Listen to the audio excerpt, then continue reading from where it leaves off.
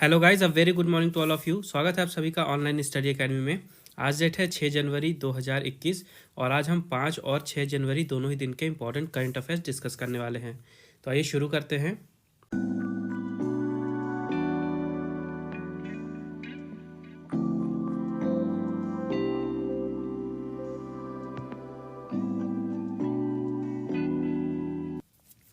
तो आज की पहली न्यूज़ है, prime minister Narendra Modi dedicated Kochi Mangaluru natural gas pipeline to India.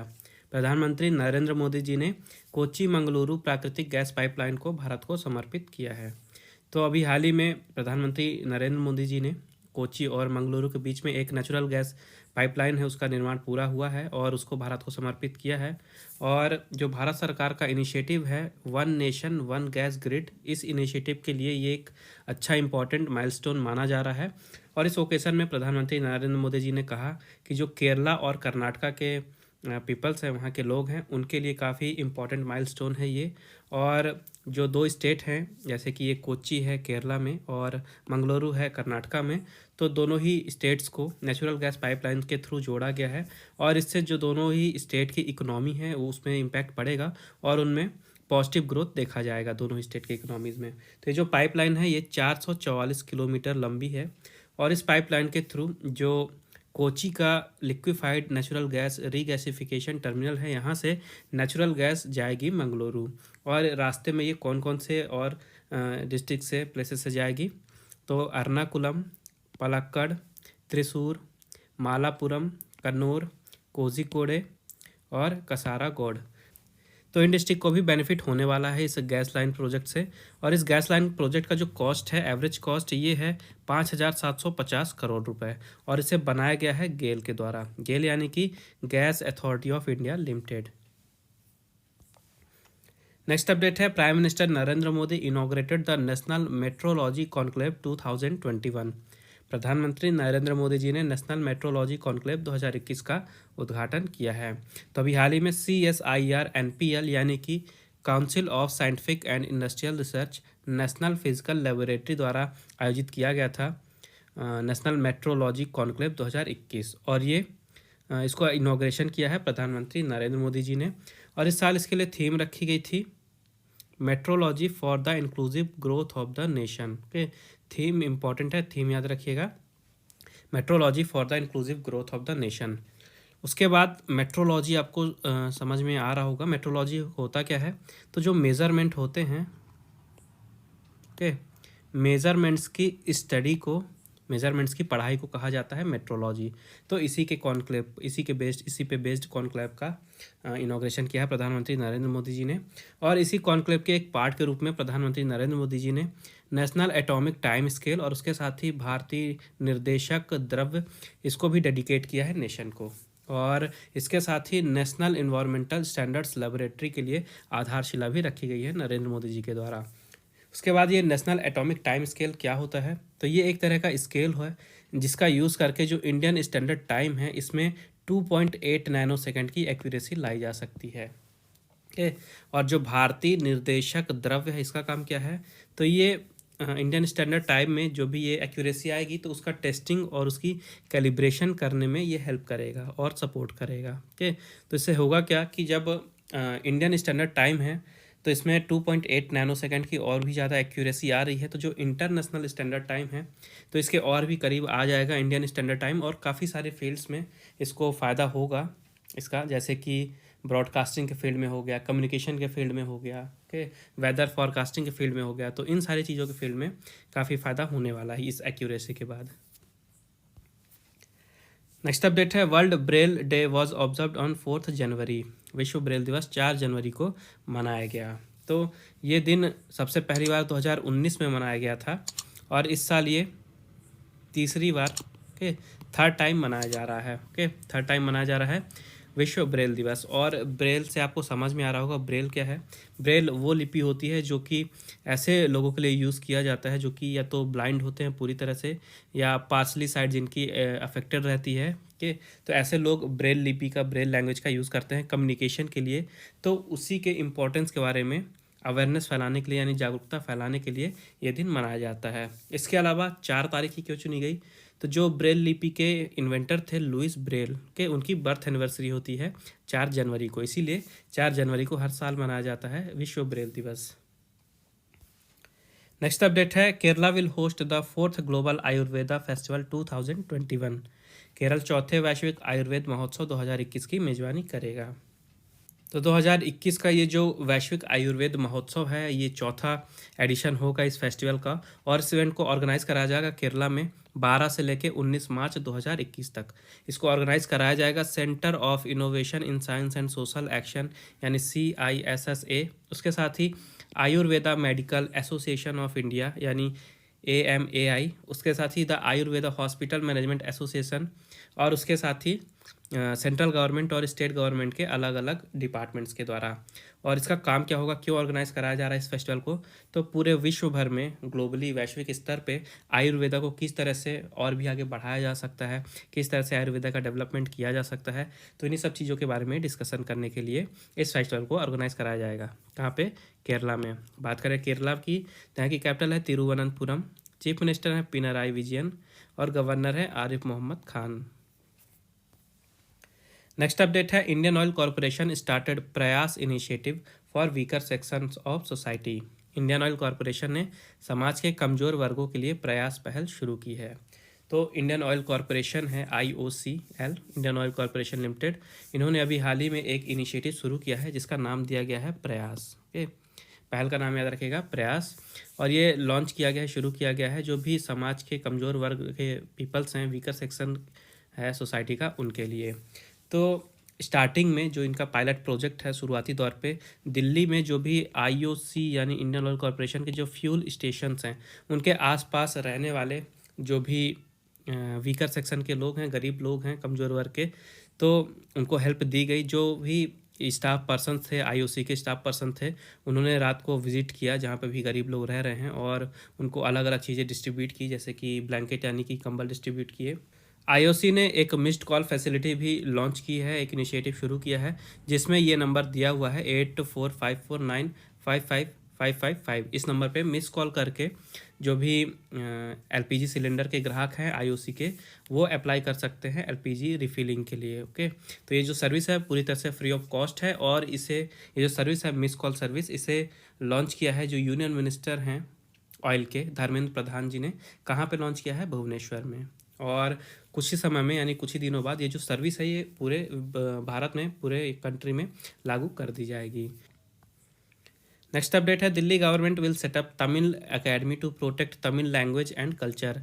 Delhi सरकार तमिल भाषा और संस्कृति की रक्षा के लिए तमिल अकादमी की स्थापना करेगी। तो अभी हाल ही में जो दिल्ली गवर्नमेंट का जो डिपार्टमेंट है आर्ट, कल्चर और लैंग्वेज का, उन्होंने इन्फॉर्मेशन दी है कि दिल्ली में एक तमिल एकेडमी का सेटअप किया जाएगा। और ये किया क्यों जा रहा है, तो जो भी तमिल लैंग्वेज है और जो वहाँ का कल्चर है, ओके, तमिलनाडु जो कि भारत के साउथ एरिया से है, तो काफ़ी रिच और वास्ट कल्चर है वहाँ का।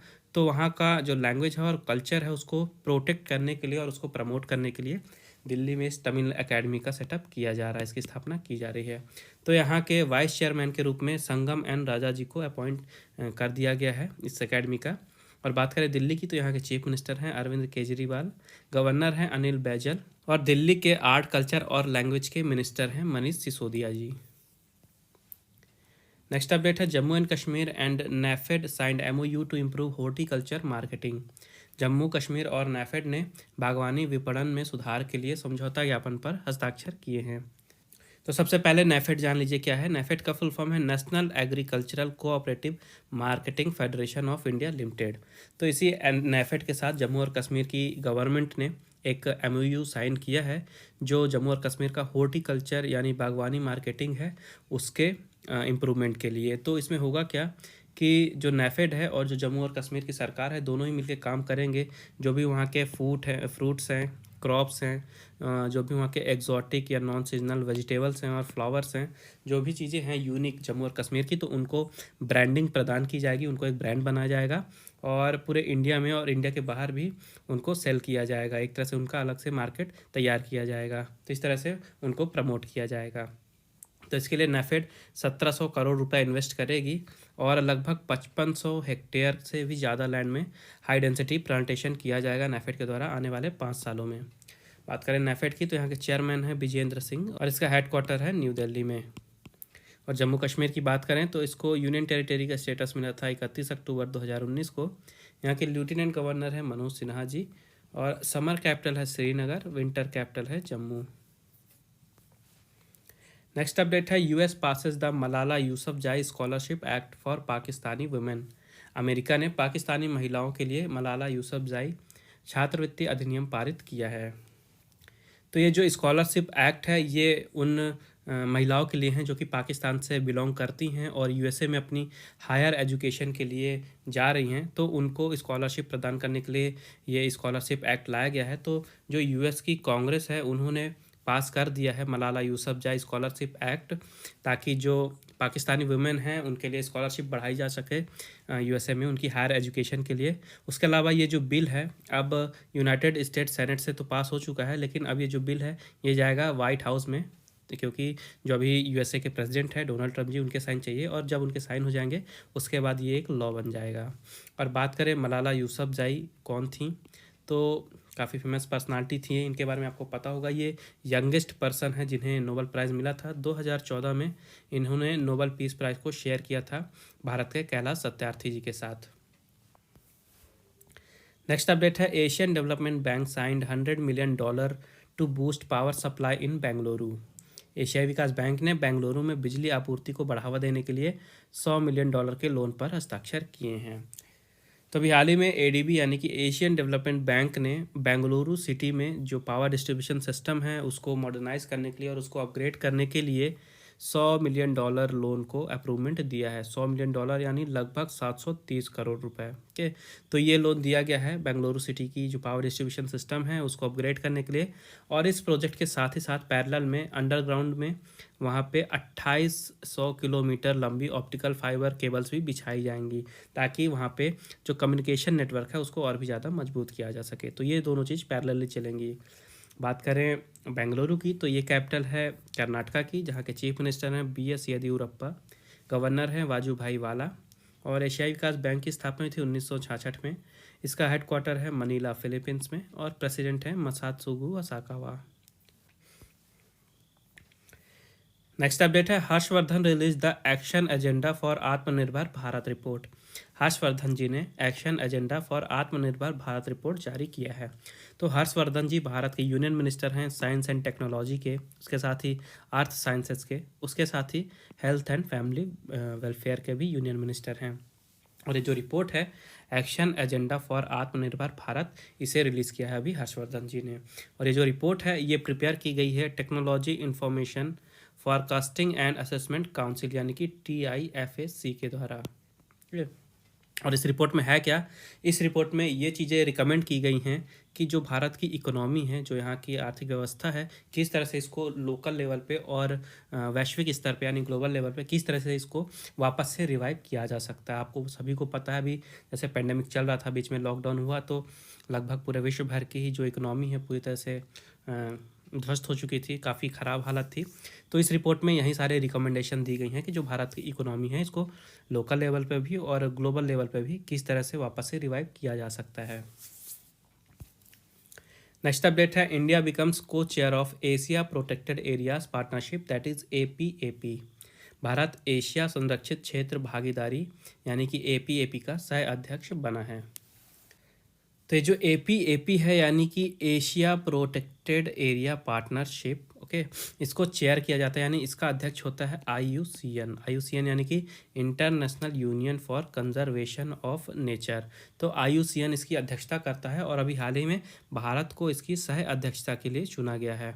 भारत 3 सालों के लिए यहाँ का सह अध्यक्ष होगा यानी कि नवंबर 2023 के लिए, और भारत रिप्लेस करेगा साउथ कोरिया को। इसके पहले सह अध्यक्ष था साउथ कोरिया और अब भारत सह अध्यक्ष हो गया है। उसके अलावा भारत का काम क्या होगा वहाँ पे सह अध्यक्ष के रूप में, तो एशिया की जितनी भी कंट्रीज़ हैं वहाँ पे भारत उनको गाइड करेगा और भारत उनको असिस्ट करेगा कि किस तरह से वो सारी कंट्रीज़ अपने अपने प्रोटेक्टेड एरियाज़ को मैनेज कर सकती हैं। बात करें APAP यानी कि एशिया प्रोटेक्टेड एरियाज़ पार्टनरशिप की, तो इसे लॉन्च किया गया था 2014 में। कहाँ पे? ऑस्ट्रेलिया में। ऑस्ट्रेलिया में 2014 में से लॉन्च किया गया था और प्रेजेंट में यहाँ पे 17 इंटरनेशनल लोकेशन से टोटल 21 मेंबर हैं।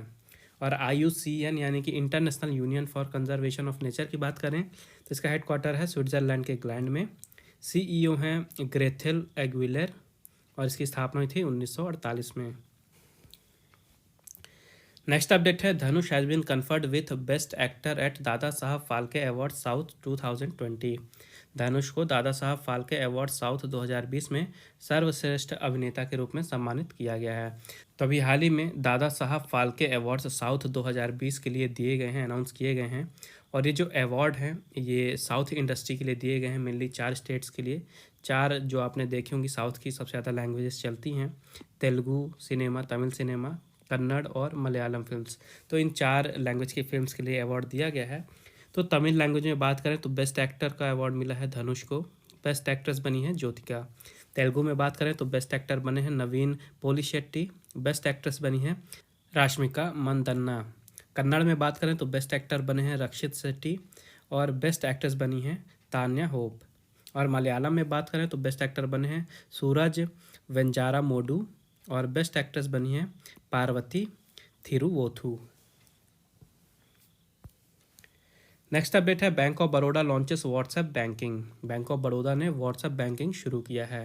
तो अभी हाल ही में बैंक ऑफ बड़ौदा ने अनाउंस किया है और उन्होंने व्हाट्सएप बैंकिंग शुरू कर दी है। तो इसके शुरू हो जाने के बाद जो बैंक ऑफ बड़ौदा के कस्टमर हैं वो व्हाट्सएप बैंकिंग सर्विसेज का फ़ायदा उठा सकते हैं। काफ़ी सारे सर्विसेज हैं जिनको व्हाट्सएप के द्वारा ही अवेल किया जा सकता है और उन सर्विसेज के लिए अब कस्टमर्स को फिजिकली बैंक के ब्रांच में नहीं जाना पड़ेगा। और ये जो फैसिलिटीज़ हैं ये 7 दिन, ये 24 घंटे यानी 24/7 अवेलेबल रहेंगी व्हाट्सएप पे।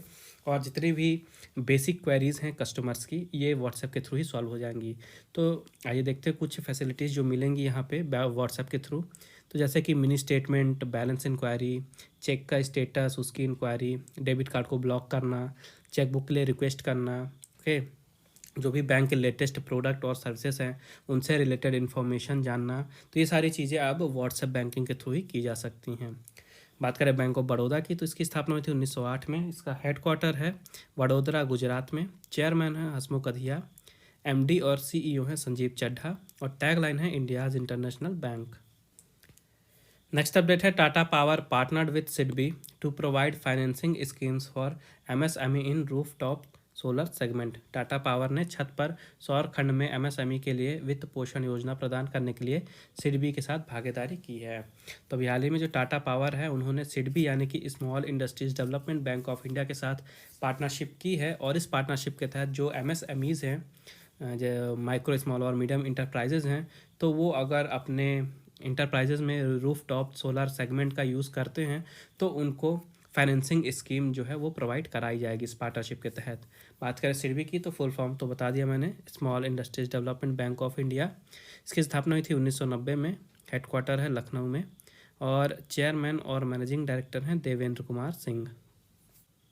नेक्स्ट अपडेट है Mayiladuthurai becomes 38th district of Tamil Nadu. Mayiladuthurai Tamil Nadu का 38वां जिला बना है।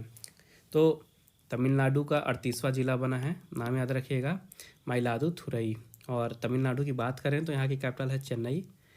चीफ मिनिस्टर हैं एडापडी के पलनीस्वामी और गवर्नर हैं बनवारीलाल पुरोहित।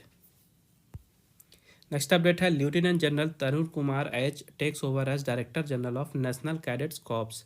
Lieutenant general Tarun Kumar IG राष्ट्रीय कैडेट कोर के महानिदेशक के रूप में इन्होंने पदभार संभाला है। तो ये हैं lieutenant general Tarun Kumar HG और ये अभी हाल ही में NCC यानी कि नेशनल कैडेट कॉर्प्स के डायरेक्टर जनरल बने हैं और ये 33वें यानी 33rd डायरेक्टर जनरल बने हैं NCC के। नेक्स्ट अपडेट है Amit Shah released inaugural issue of national police K9 journal. Amit Shah ji ने राष्ट्रीय पुलिस K9 जनरल का उद्घाटन किया है। तो भारत के जो होम मिनिस्टर हैं गृह मंत्री अमित शाह जी, उन्होंने हाल ही में जो इनॉग्रल इशू है नेशनल पुलिस K9 जनरल का, उसका जो इनॉग्रल इशू है उसे रिलीज़ किया है। कहाँ पे? न्यू दिल्ली में। और ये पहली पब्लिकेशन है भारत की जो कि पुलिस सर्विस और जो पुलिस डॉग्स की सेवाएं हैं, जो K9 सर्विस है पुलिस की, इन सारी चीज़ों से रिलेटेड ये भारत का पहला पब्लिकेशन है। नेक्स्ट अपडेट है S mountaineer colonel Narendra bull Kumar passed away recently. महान पर्वतारोही कर्नल नरेंद्र बुल कुमार जी का हाल ही में निधन हो गया है। तो ये हैं कर्नल नरेंद्र बुल कुमार जी, और ये एक एस माउंटेनियर थे, यानी महान पर्वतारोही थे, और हाल ही में इनका निधन हो गया है। और ये काफ़ी फेमस थे क्योंकि एक्चुअली में 1984 में जो ऑपरेशन मेघदूत था उसके मेन रिस्पॉन्सिबल यही थे, उसकी सक्सेस के लिए, उसकी सफलता के लिए जिम्मेदार यही थे। इसके अलावा इन्होंने अपने जीवन में काफ़ी सारे पहाड़ भी चढ़े हैं, काफ़ी ज़्यादा पर्वत में इन्होंने माउंटेनिंग की है। तो सबसे पहले बात करें तो ये पहले इंडियन थे जिन्होंने माउंट नंदा देवी को क्लाइंब किया था, ये सबसे इम्पॉर्टेंट चीज़ है। ओके, उसके बाद 1965 में इन्होंने माउंट एवरेस्ट को भी क्लाइंब किया। उसके अलावा इन्होंने माउंट ब्लैंक, माउंट कंचनजंगा को भी इन्होंने क्लेम किया है, क्लाइंब कर चुके हैं इसे। इसके अलावा अवार्ड की बात करें तो इन्हें कीर्ति चक्र मिला हुआ है, पद्मश्री से भी इन्हें सम्मानित किया गया था, अर्जुना अवार्ड और मैकग्रेगोर मेडल भी मिल चुका है। नेक्स्ट अपडेट है, Sanjay Kumar has been elected as president of all India chess federation. Sanjay Kumar ji को ऑल इंडिया शतरंज फेडरेशन के अध्यक्ष के रूप में चुना गया है। तो ये हैं संजय कुमार जी, और ये बने हैं ऑल इंडिया चेस फेडरेशन के नए प्रेसिडेंट। ये रिप्लेस करेंगे PR वेंकटरामा राजा को। और जो ऑल इंडिया चेस फेडरेशन है इसका हेडक्वार्टर है जवाहरलाल नेहरू स्टेडियम चेन्नई में, और इसकी स्थापना हुई थी 1951 में। तो ये थे आज के important current affairs. I hope आपको यूजफुल लगे होंगे। वीडियो पसंद आई है तो प्लीज़ वीडियो को लाइक करें, शेयर करें और चैनल को सब्सक्राइब ज़रूर करें। उसके अलावा नोटिफिकेशन आपको मिलती रहे तो मेक श्योर बेल आइकन भी ज़रूर दबाइएगा। और रिवीजन के लिए अगर आपको PDF फाइल या MP3 फाइल चाहिए तो उसके भी लिंक नीचे मैंने डिस्क्रिप्शन बॉक्स में दे दी है, आप वहाँ पर विज़िट करके फ़ाइल डाउनलोड कर सकते हैं।